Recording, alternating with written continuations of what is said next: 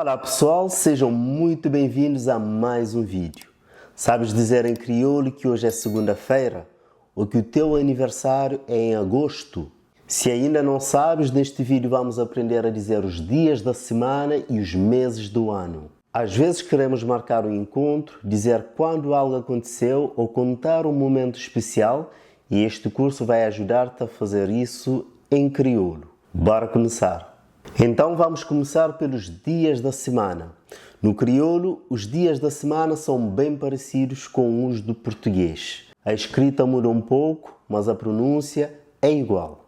Vamos ver cada um deles. Segunda-feira, terça-feira, quarta-feira, quinta-feira, sexta-feira, sábado, domingo.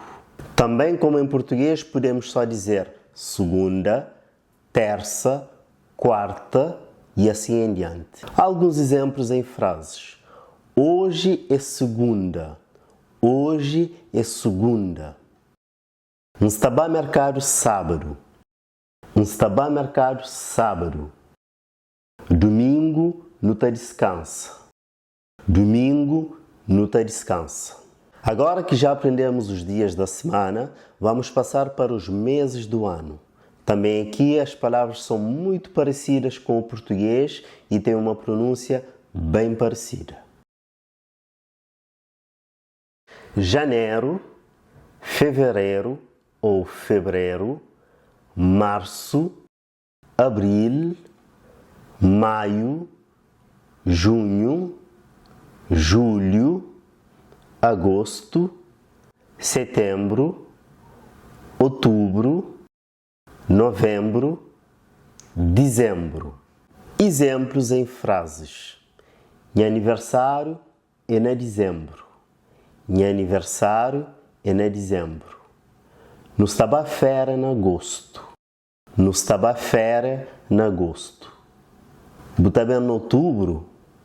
Bota bem no outubro. Muito bem, agora já sabes os dias da semana e os meses do ano em crioulo. Com isso já consegues marcar datas, falar do teu aniversário ou até combinar encontros em crioulo. Gostou do vídeo? Então deixa o teu like, escreve nos comentários uma frase com o dia da semana ou o mês em crioulo. E claro, inscreve-te no canal para continuar a falar crioulo comigo. Obrigado por assistir, fica direito e fica com Deus.